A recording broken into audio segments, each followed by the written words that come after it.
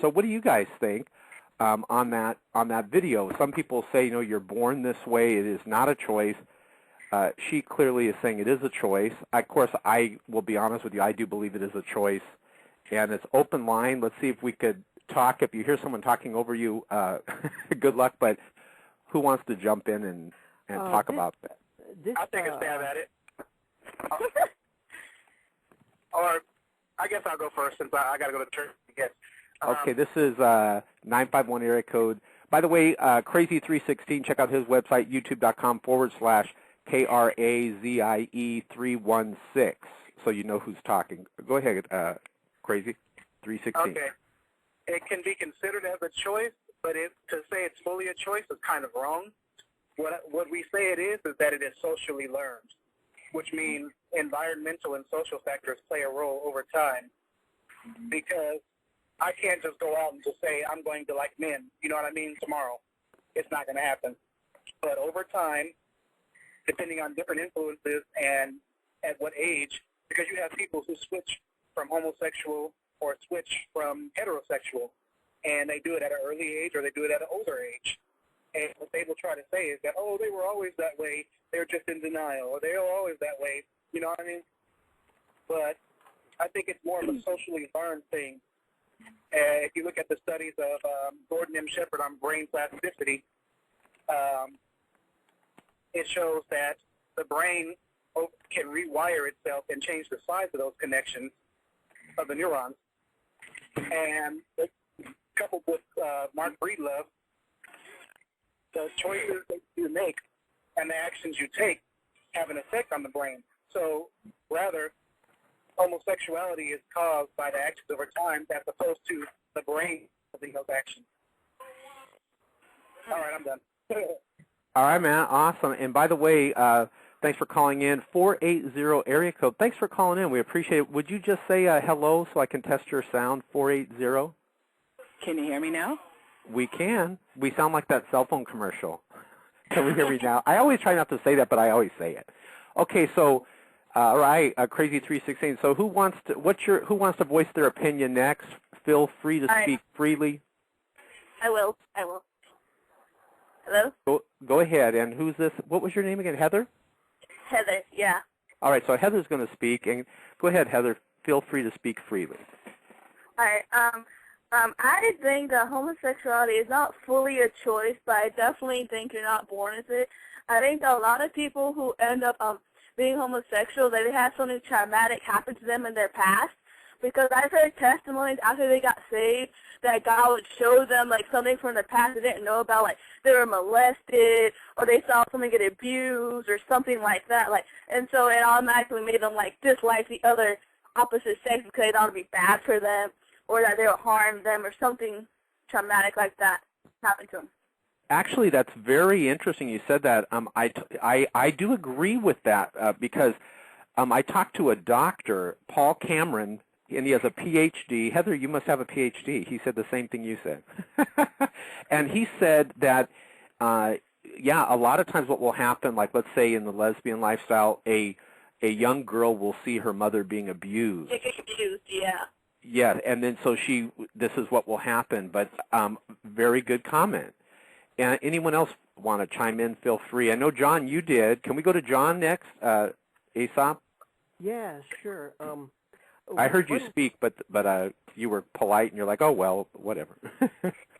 One thing that I learned, I made the mistake of being involved with the degenerate subculture over 30 years ago.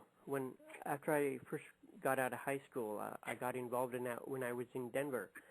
And the one thing that I realized right away is that I discovered that nearly all people in that degenerate subculture are very shallow and superficial, as they are motivated and obsessed by youth as well as the desire to worship degenerate pleasure. Many times they are themselves in a situation where they find acceptance according to one's ability to flatter and praise another person's ego. And another thing that is very important, it's common for two people of the same gender to share a committed and devoted friendship without becoming sexually involved with each other. Since ancient times, sinners have always had the free ability to meet and join together in establishing private friendships without the need for government protection or approval, whereas marriage is one of the sacraments of the Church specifically ordained to be only between man and woman. Allowing degenerate permissiveness into culture eventually leads to demanding the free expression of immorality and the teaching of behavior modification in schools. This is what happens when people do not understand or respect the decent and traditional morals of society.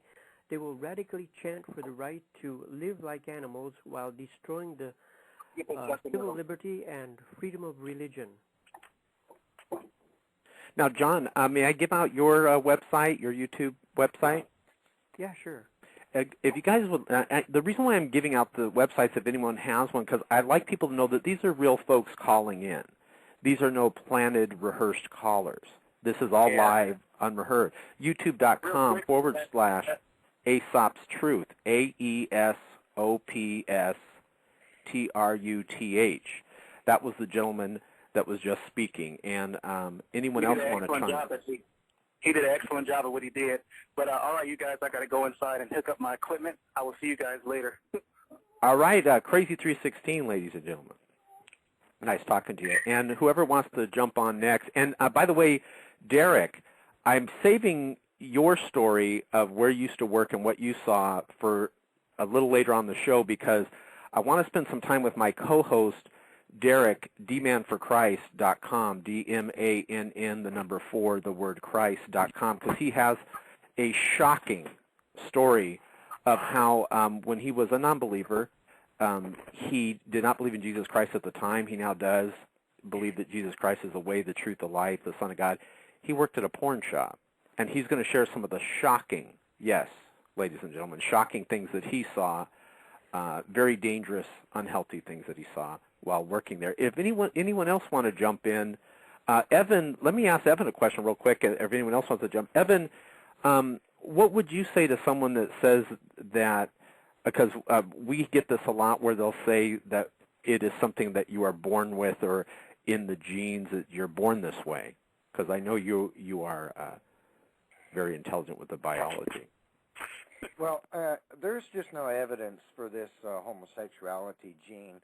There's been a lot of research conducted where people's brains have been examined and their lifestyles have been examined. And what we find is that people who have a particular penchant for something or a lifestyle of a certain kind, that particular behavior, repeated behavior, tends to change the structure of the brain. So what we're seeing is not that people's brains they look different because they have some homosexual gene.